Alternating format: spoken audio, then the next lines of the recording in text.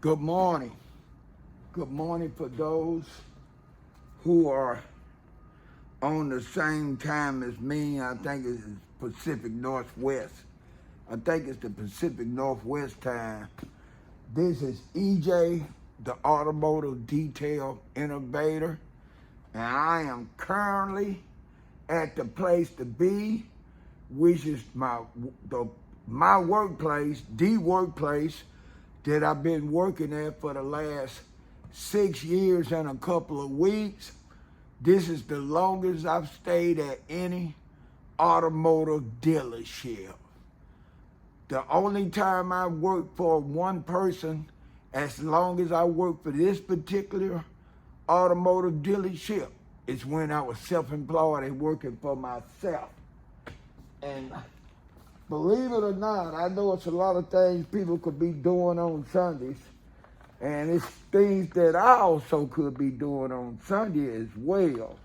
But I'm here to tell you, if I had to be somewhere for it to make $1, right, to add to my income, if I'm not doing a mobile detail, getting that mobile detail money, this is the place to be. Now, it's no one in this building. I'm the only detailer here. I've been working on Sundays for 6 years. I was hired to work on Sundays. So I have no reason to lie to y'all about this being the place to be if I had to work.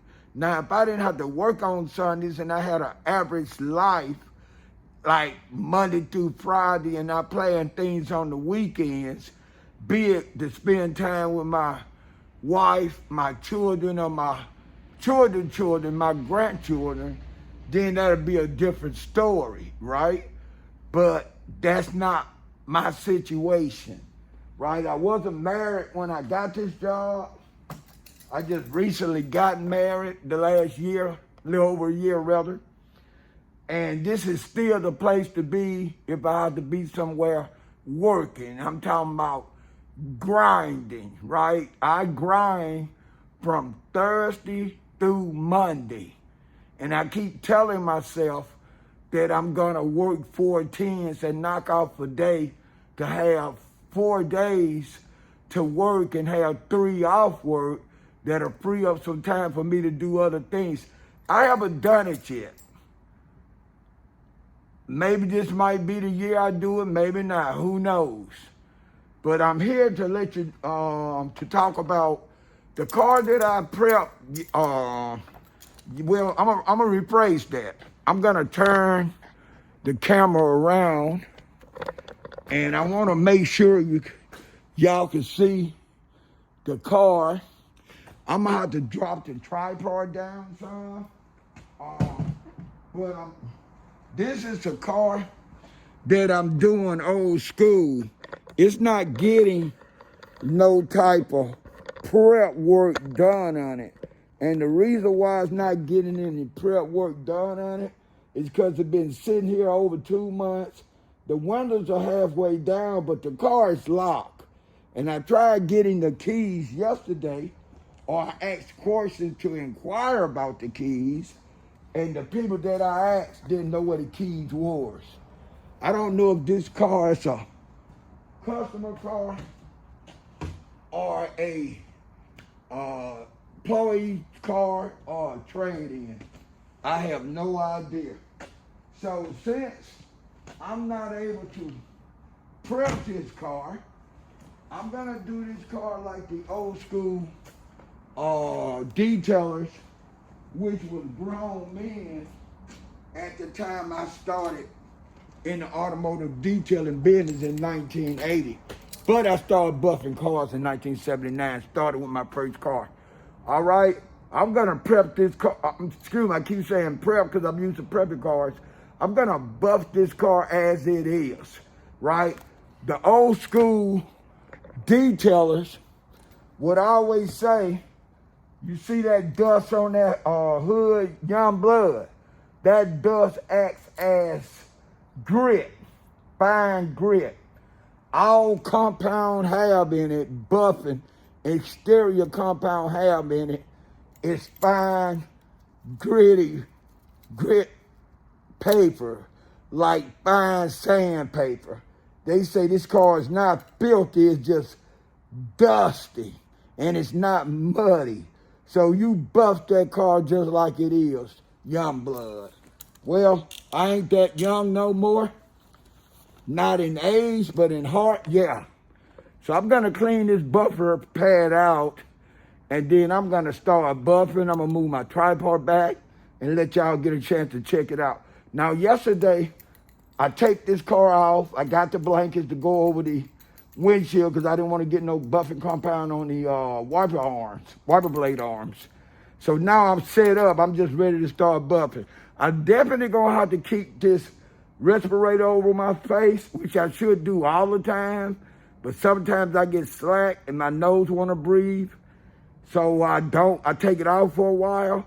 But this time, this car is so dusty, I don't want this dust mixing with this chemical to get all in my sinus, especially around this time of the year with people having allergies, and I'm one of the ones that have allergies.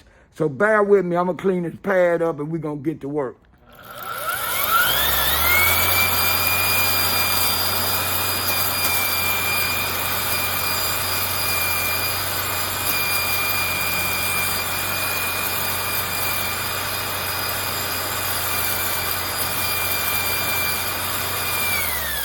Now, I should have probably brought my other tripod out because I'd have liked it for y'all to see what I'm doing, but I'm taking this spur and I'm cleaning out this buffing pad. This buffing pad is fairly new. I want to get the particles out from the last buff job when the last detailer used this pad. And so I get the particles out with this spur, and I'm going to step this camera back, and I'm going to start buffing.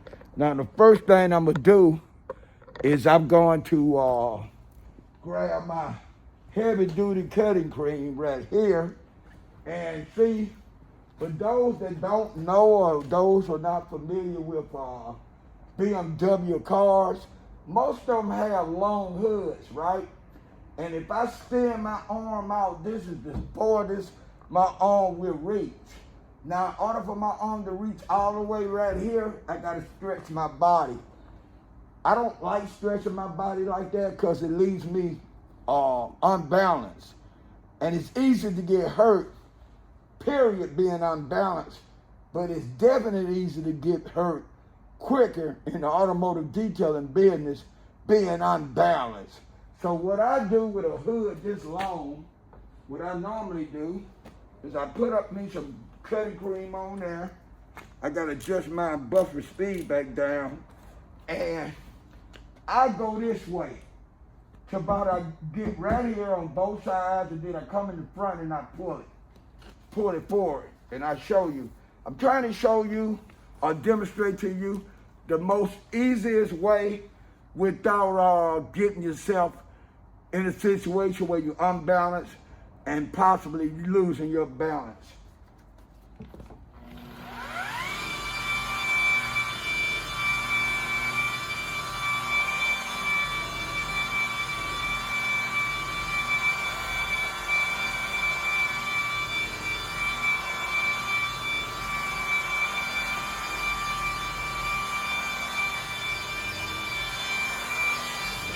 Now, I want to state for the record that it's been some criticism about me not leaving the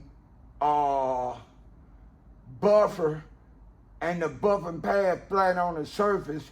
If you look at the average car is gonna have body lines. All cars have body lines.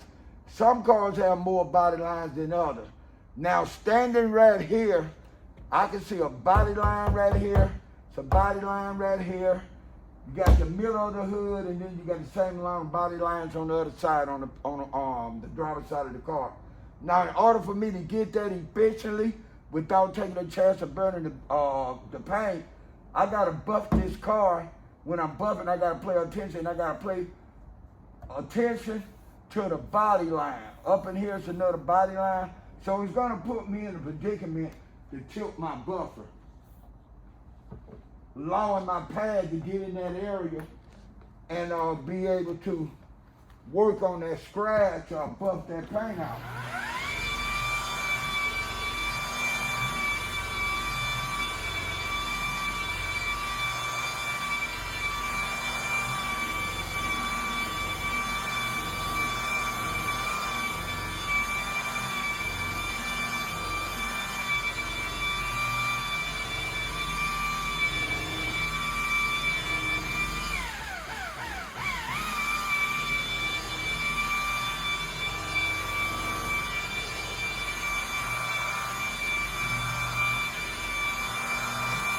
Now, this car got some real deep scratches. I don't know what year this car is, but it has deep scratches.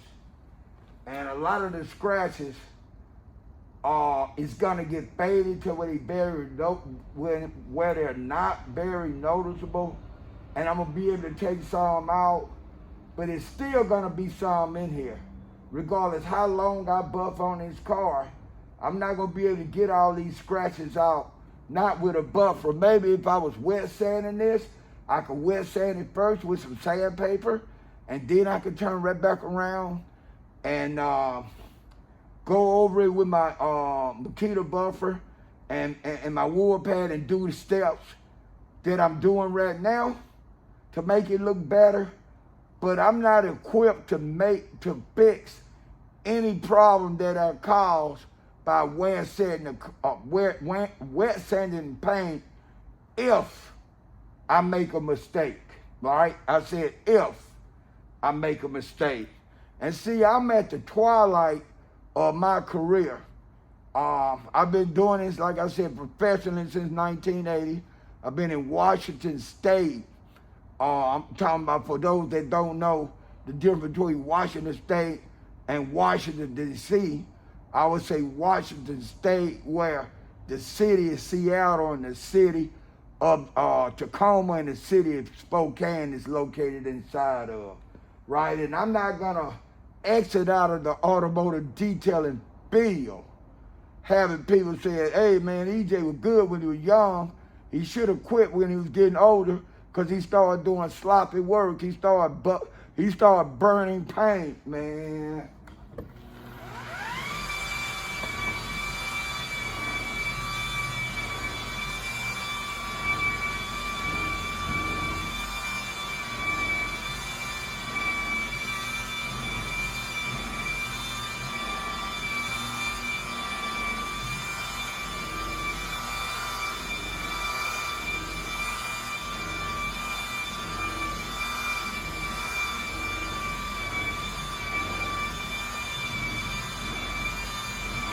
Now this car got some trees out, and I'm seeing other issues, I'm seeing other issues I didn't see before, but that's what happens when you don't wash your car.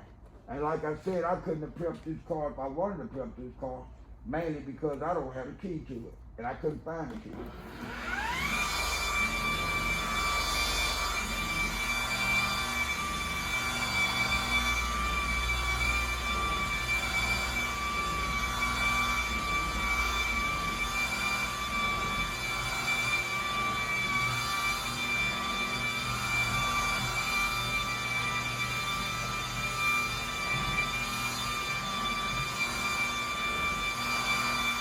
Now with this grease out, I'm gonna go back and get my alcohol. And I noticed that 99% alcohol have a better chance of taking out tree sap and not leaving a shadow where the tree sap damaged the paint or made an imprint or a shadow in the paint versus lacquer thinner. Lacquer thinner usually will dissolve tree sap like alcohol do, the 99% alcohol. If I can't get 99% alcohol, I use 97%.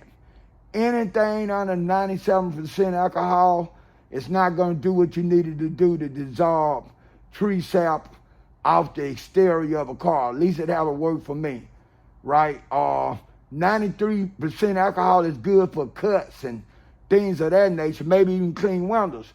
But when you start talking about trying to get tree sap off, it haven't been able to work with me. But if I got 97% and 99%, it usually do the job. And see, I won't buy a gallon of alcohol, because if I use it on a regular basis, taking the top off, putting the top back on, even if I put that top back on time I get through, eventually the alcohol gonna get weak. I would say I'll probably get a chance to use maybe even a quarter of the alcohol before it get to the point where it's so weak it won't do what I needed to do.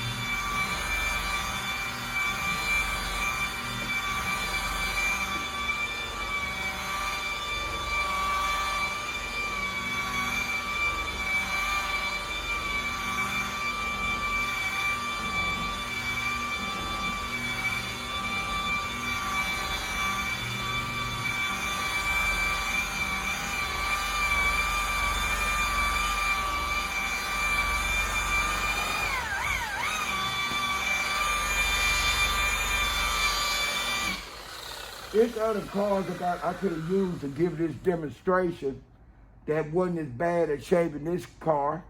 And it's used car trade-ins that I could have used, that I could have actually prepped and did this work inside my workstation. But I decided to do this car because it's more of a challenge for me. I guess I got some kind of problem because I still find automotive exterior buffing as a challenge that I look forward to trying to accomplish it. That task, and anybody that know EJ know I'm telling the truth. I have no problem helping a person to buff anything, unless I'm really extremely busy, and sometimes it costs me time, and when you get paid flat rate, your time is your money. But if one of my one of my coworkers need me to help them or assist them or give them a demonstration on buffing out a car that seemed to be an issue with them, I have no problem stopping what I'm doing and doing it. And all the people that ever work with me would tell you that they learned something from me by being around me.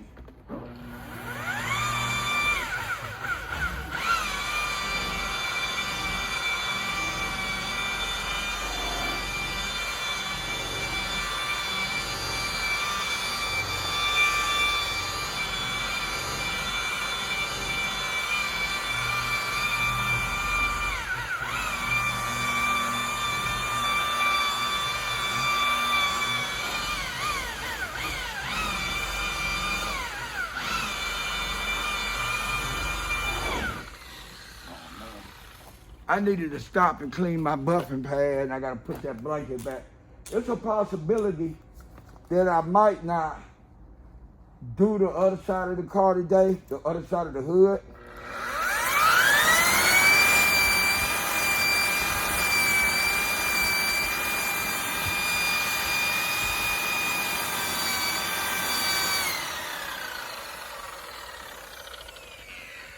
I'm on a time frame. I got some work I need to finish up by 11 o'clock, or so, because that's when the salesmen start coming in. And I got 2 cars. One I gotta wash, and one I gotta, I need to buff the top. It's a M2, white M2, BMW 2024.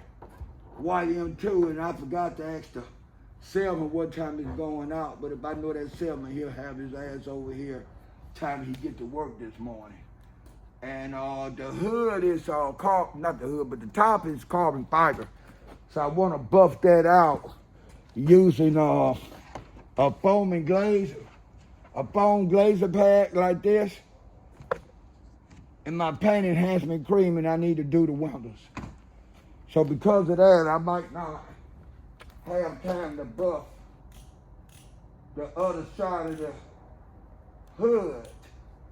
But I'm gonna clean this up and I'm gonna complete this and show y'all the difference.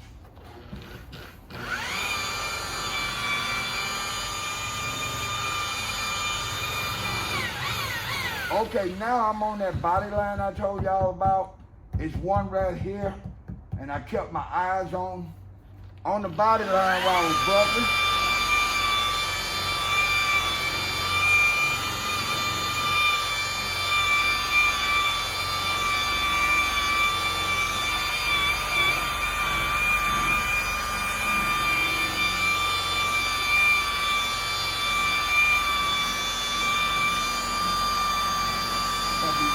On that body line.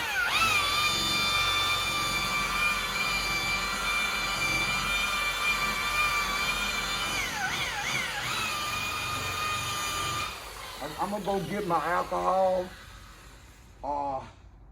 and try to take this tree sap out in a few seconds.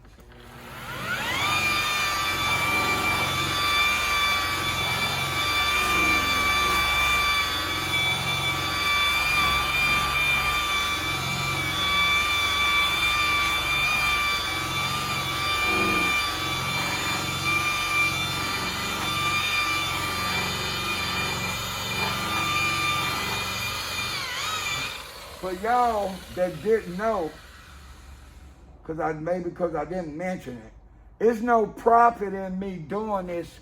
What I'm doing right now, I wasn't asked to do it. I'm not getting paid to do it. The only pay I get out of something like this is self-gratification. And that's enough pay for me for right now, especially on this car, because I chose to do it. Now, if somebody asked me to do it, and wasn't talking about no money, then I might feel different. It depends on who asks me.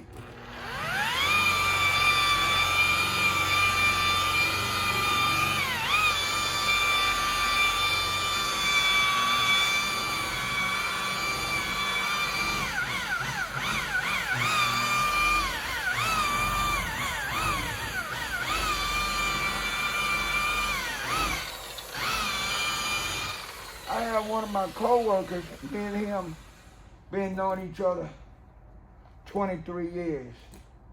And a couple of years ago, I told him, I'm gonna keep on bumping cars out because I'm trying to get better. And he told me,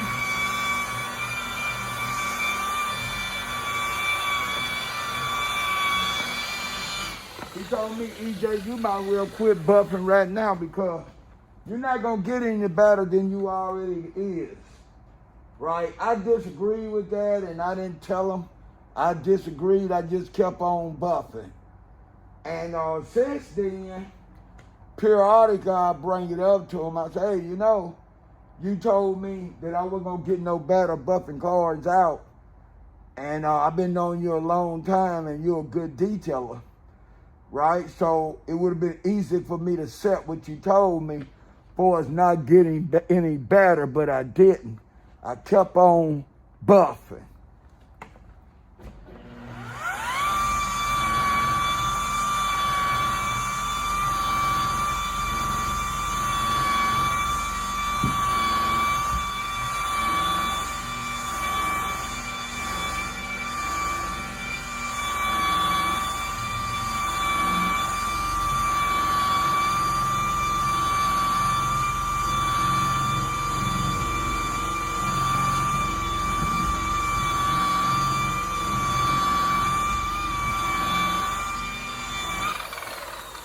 And I have gotten better.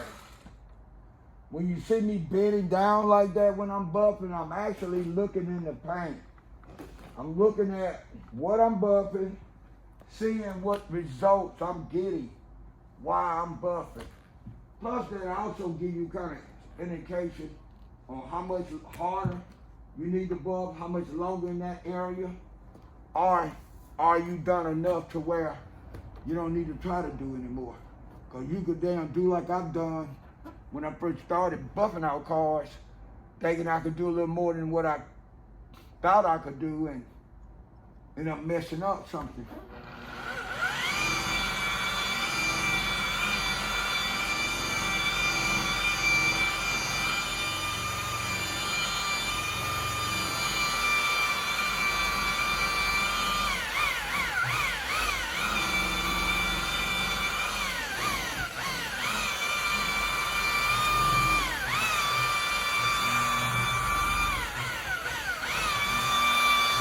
I would tell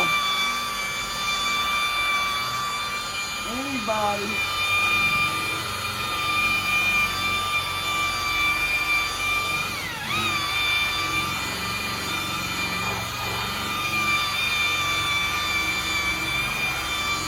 I would tell any detailer or any guy that considered being an automotive detailer to learn how to use what they call the rotary buffer first. The rotary buffer is like the main tool to get you experience, the feel of it, get your comfort level up, your ability to believe in yourself up. Because if you're gonna make any real mistakes doing any exterior buff jobs, you'll make them with these. So it's best for you to learn how to work the high-speed buffer, the AKA rotary buffer first. Anything you learn how to do after it, well, not learn, any other buffing tool that you use afterward would be like minute compared to what you learned with the from the rotary buffer, the high-speed buffer. And on the contrary of belief, a lot of the old school guys that been buffing, I would say 50 years plus, they'll tell you it ain't nothing these new buffers that they're coming out with, dual action and DAs, they all play their own part. They got a position to play like a guy that's on a team, right? But when it all said and done, you're gonna always need this. This ain't going nowhere. This was around when I started buffing cars in '79, and that's, let's say 45 years ago. And it was around before it's around now, right? And I'm 63 years old now. Now, as time go on, they make them lighter, they make them better to a degree, but you got to know how it was to use one recently for when a new one come out to be able to know the difference. It's kind of like a guitarist told me that he could play the bass and he could play the lead, but what taught him how to play the guitar from the start was acoustic. He said acoustic got him ready for the other guitars, right? And they say a clarinet supposed to help a jazz man graduate to the other brands of saxophones.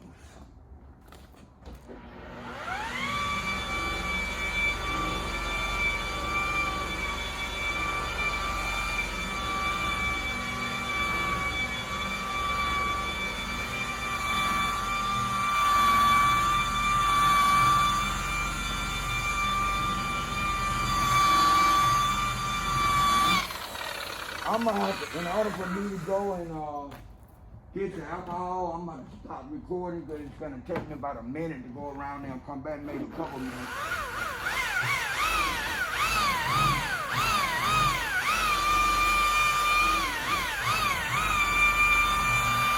And I don't want to leave the channel running that long.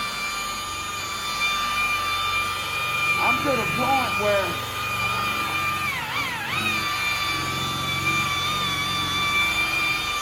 I'm not gonna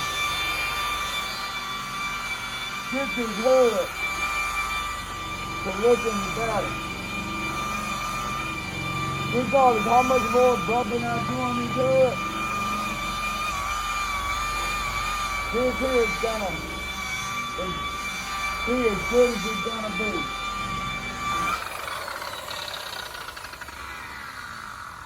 I lightened a lot of the scratches. Some of them I took out, but I got some right here where you can see the paint. And that's why I keep going back over that area. But after this, I'm gonna stop going on this area and graduate to the next step. All right, I'm bending back down again. I'm looking in the paint.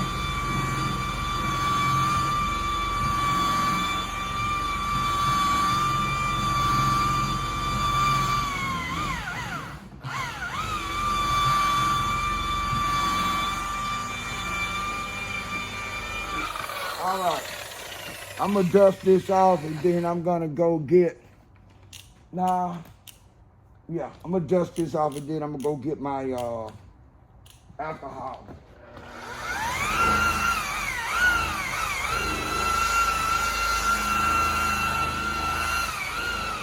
And then try to see how much tree sap I can get off in those areas. All right. I'm gonna clock out. I'm gonna stop recording for right now. I'll be back in a second. All right, I got my 99% alcohol right here. I'm gonna put some on the microfiber. I'm gonna wipe it over the whole hood with the temps of getting off that tree sap. Then I'm gonna go back with a second stage on this passenger side front part of the hood. And then after that, I'm gonna call it good. Cause like I said, I got some things I need to do. Plus, I need to eat something. I can get ready.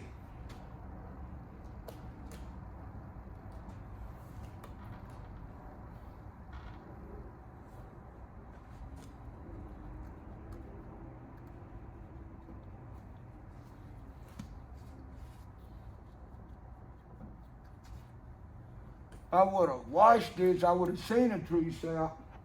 If I'd have been able to wash it, I would have got the tree sap that'll come out first, then I would have buffed the car. But I didn't see it because the car has so much dirt on it for sitting in this corner so long. It was basically impossible for me to see what other problem they had up under the dirt.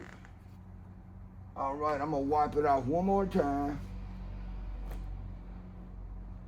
And then I'm gonna go over it, change pads. I'm gonna switch over to my glaze pad using my paint enhancement cream that I mixed together. It have a glaze inside of it. Not a polish, but a glaze, and glaze is good for dark color cars to help eliminate the swirls.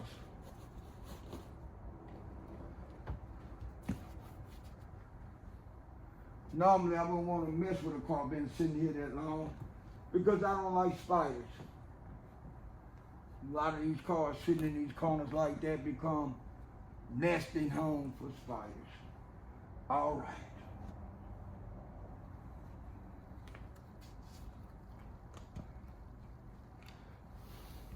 Okay, I'm gonna change pads up, cutting and cream up like I said. Usually, if I use a heavy cut, especially on a dark vehicle, I'm usually gonna use, and if I use my Makita instead of the DA, I usually use the 7-inch foam glazing pad, just because I buffed in the paint that hard.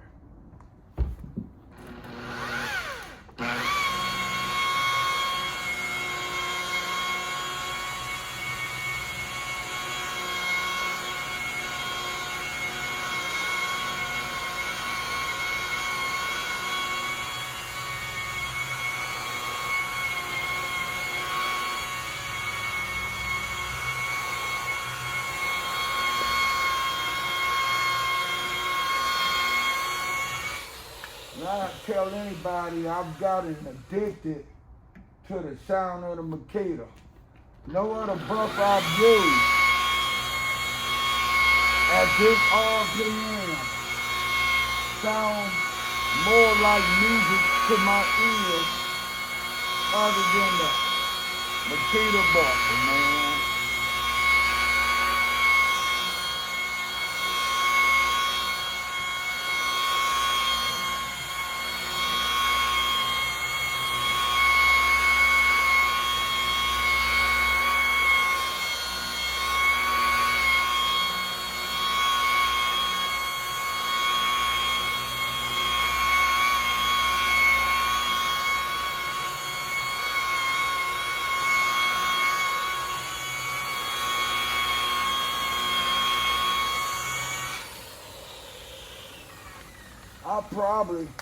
I didn't know if this car had water spots, tree sap, and I couldn't clay bar this car because I couldn't move the car.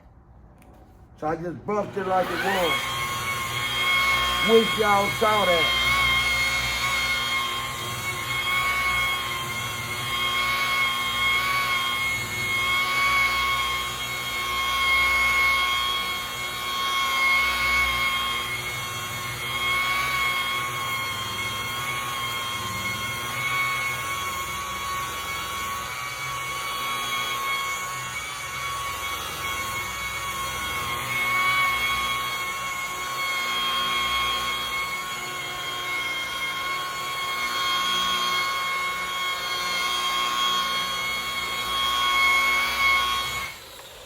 For those that don't know me personally, maybe y'all first time seeing me perform a buffer or exterior buff.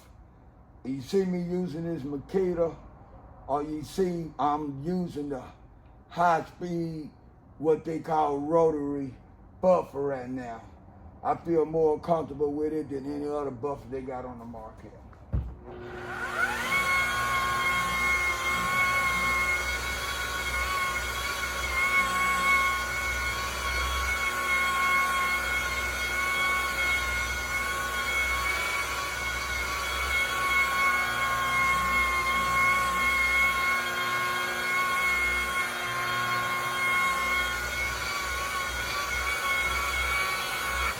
Considering this being a free demonstration, I could have found the most easiest car we had, even if I had to go up on the roof and look and try to make it look like I'd done something. But instead, I found the worst one that I saw down here.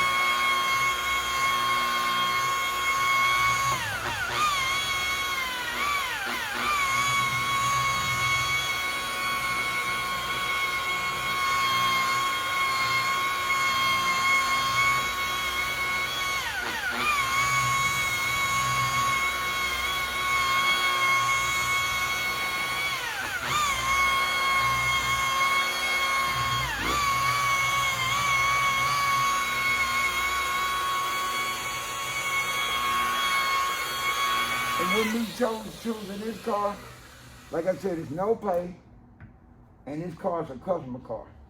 So I'm not benefiting no way other than self-gratification.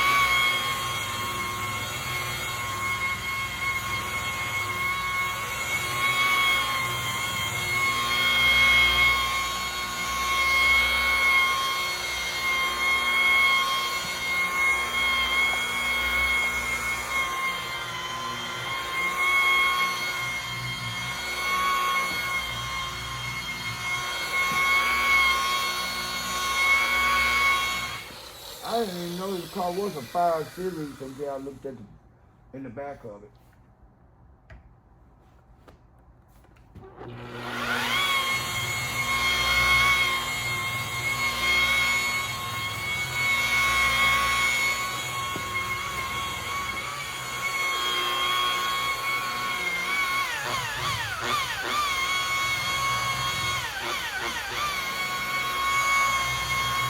Tell you something else y'all didn't know. This is one of the worst colors. I would say the worst color, the buff. exterior buff to perform exterior buff job on. This is what they call tangerite. Tangerite blue. Tangerite blue is hell trying to buff out or make look right. All right. I'm gonna take the camera out the tripod in a minute. Give y'all a shot. I think I might just go ahead and take off some dust, so I might just leave the hood. I'm gonna leave the hood like it is. I need to tighten up, get ready, and do what I can get paid to do.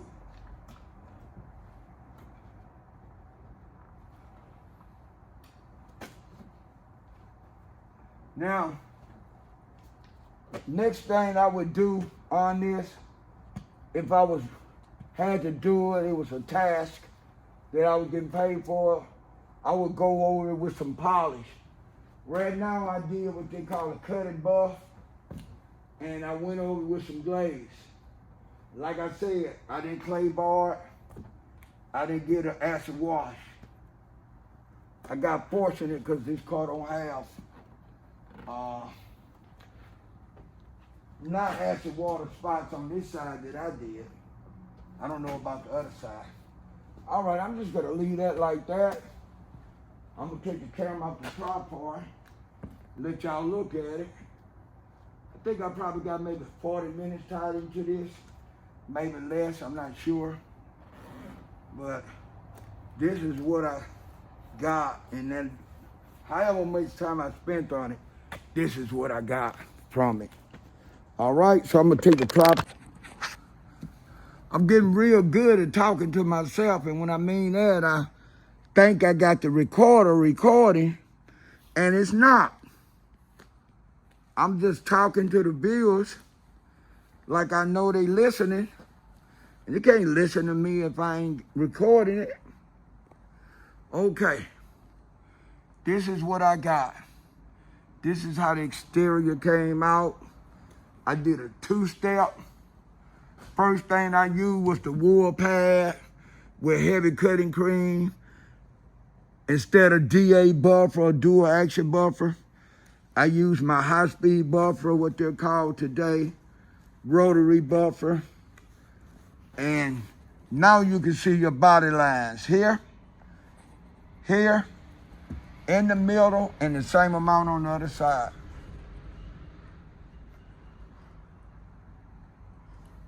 With the amount of time, with the tools I had and the necessary chemicals I had to work with, right along with the most important part, my skill set, this is what I came up with.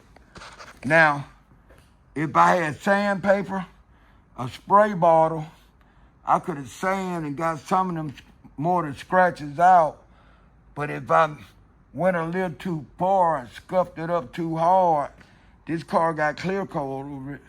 I could have made a bad mistake, and to be doing a car for free just because you get some type of self-gratification out of doing it, then you turn around and have to pay for some stuff because you overdid it or didn't know when to stop, don't add up well with me. So I'm comfortable with this, and when you compare this to what we got right there, I know we don't know what's up under there, but I do see more scratches up under there on this side. This is the driver's side. Normally I would have did the driver's side, but I had all intentions to do the whole car. That just changed. While I was buffing on this, I looked at how much time it was costing me to do it, so I just had to settle with doing one job. This is EJ. I hope the ones that saw this can relate to what I'm saying. And only thing I can say, in the words of Sylvester Stallone, he say keep punching. I just say keep buffing. EJ, the Automotive Detail Innovator, signing off. Peace. Okay, I just wanted to, I was moving the car the way that I had my equipment sitting in, and I got to look at that high gloss So I just wanted to step back and give y'all a different angle than what I was looking at first, or what I recorded. As you go back and you come forward, you can see some of the scratches I'm talking about in the middle, and they pretty damn deep. And even on the side I didn't buff, it got the same kind of scratches. I don't know what happened there. But like I said, for what I've done, the equipment that I use, the creams and buffer pad that I use, I got the best results I could get. It's EJ signing off. Peace.